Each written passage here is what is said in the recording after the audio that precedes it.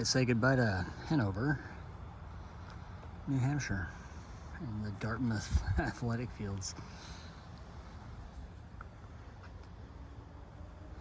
So this sign says 1.2, the other one said 0.8. So. Oh yeah, it's day 174.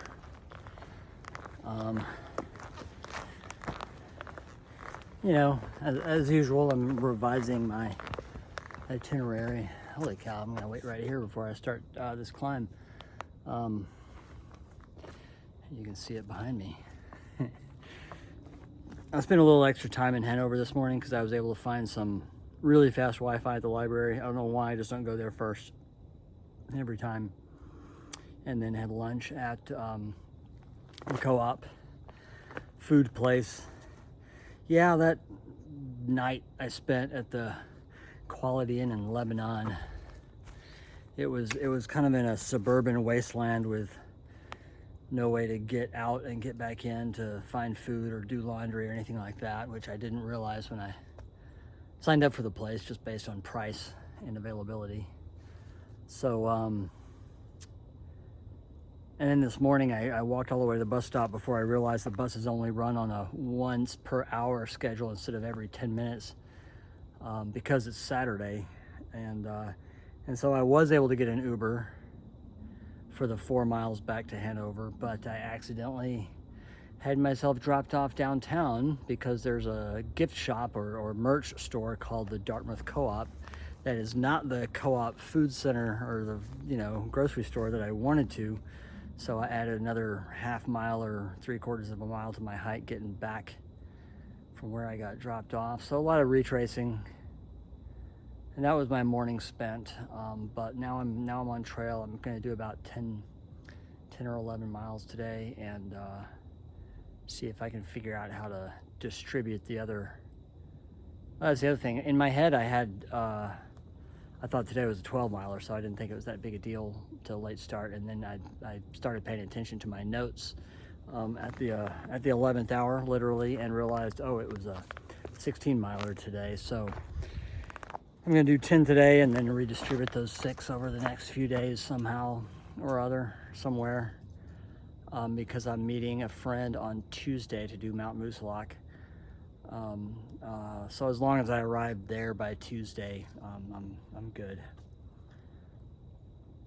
So anyway, let me tackle this climb and see you on the trail.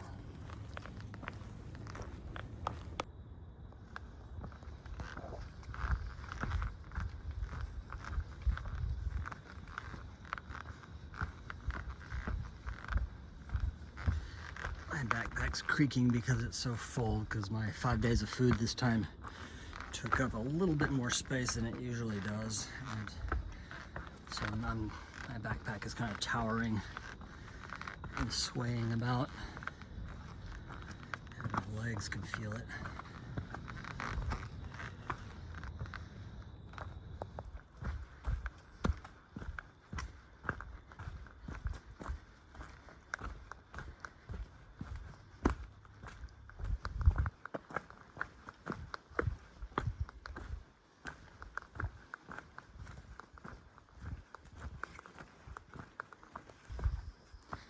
Sudden change of environment. We've been deep in the woods all morning and then come out on this little clearing of cattails.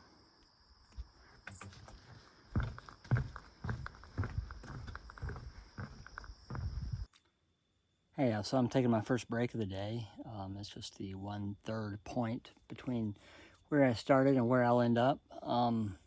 These woods are really, again, unique and varied and, different from the woods of the last section of Vermont. Everything's got like a unique look as you go through, and I find that appealing. I hate getting stuck in the doldrums or everything looking the same for a while. So it's really cool that these woods are different than they were, just a few miles back.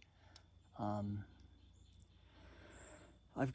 had one kind of biggish climb coming up out of Hanover, and I've got another one right before the shelter, and that one's really big. It's like 1,000 maybe, 900, 1100, somewhere around 1,000. Big final push right before the shelter for today. Hey, this will look familiar to anyone who's ever hiked in Switzerland. This is to Hudson Farm. See if I can find out what Hudson Farm is, and if I should go there. Well, there's no mention of Hudson Farm on Far Out, so I thought maybe it was a farm stand or something, but yeah, I don't really have the time to check it out unless it was a sure thing, but it's all good. But yeah, the horizontal yellow diamond was the Swiss hiking trail blaze. Am I hearing voices behind me?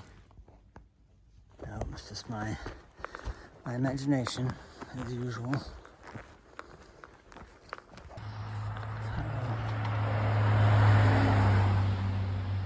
Check out what is in this one. Let's see. I like the stickers. Ooh, water. Nice frozen water. Good. I need some water.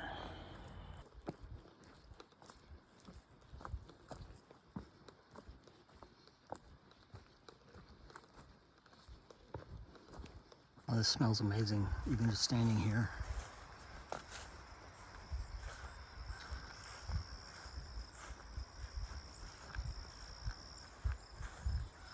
So I've often commented how many of those little bright orange or blaze orange newts I see, especially after rain. But in reality, I see far more little frogs and toads from like fingernail size up to like an inch, inch and a half. They're just all day long, just constantly hopping out of my way. The thing is, they're the color of the ground and they move pretty quick. So it's rare that I see one stand still long enough to get on camera, but I'll try. I came out on a road right there. I looked at my map to see which way to turn, since there's no blazes straight across, to discover that this time I did miss a turn because I was talking to the camera. So right back here in the meadow I was passing through, I believe the trail splits, and I took the wrong one. At least the trail through the meadow is nicely mowed to about 4 feet wide, unlike the ones the day before yesterday where it was like a foot wide with dense overhang. All right, let's see if I can find the split. Oh, here it is. There's a hairpin. How in the world was I supposed to see that?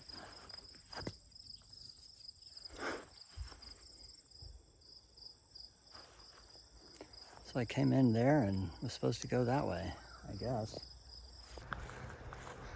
So I'm gonna switch from those yellow flax looking things to these kind of rusted out fern looking things. These are about waist high on me, whatever they are.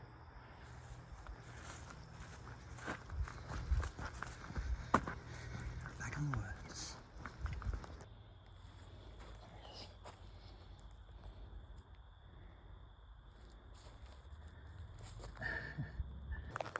So for every one of the little orange newts that I see, I probably see a dozen or 20 or 50 of the little brown frogs or toads. But yeah, I was able to catch one. But yeah, they're practically invisible, and you only see them when they move. And they're always scurrying across the trail or away from the trail when I come by, so it's always hard to get a picture of them.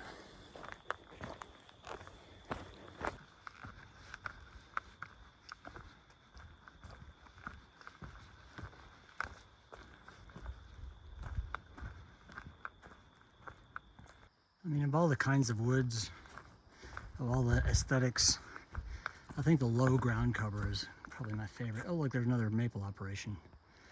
Those tubes. But this kind of ground cover reminisces back to the Rowan Highlands, where it was these low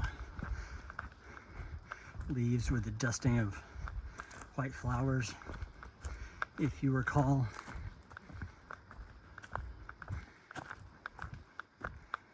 Yeah, get this like late afternoon sun.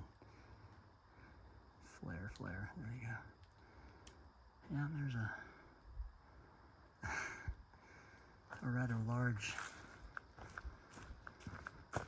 maple syrup operation.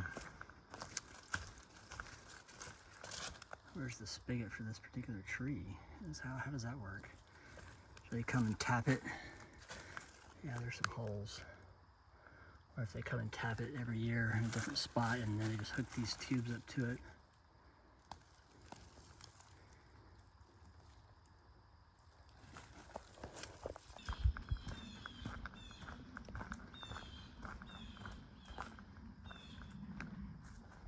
I just conked my head on that thing.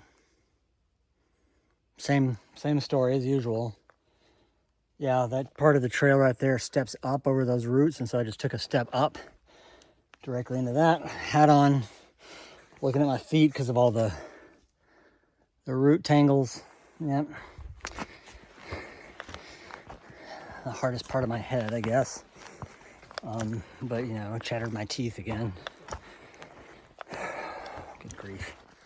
I'm about 1.5 miles from the shelter. I'm probably, gosh, 2/3 or 3/4 of the way up this climb to Moose Mountain. Most of the way up. It's a 12% grade, so it's not that strenuous. It's just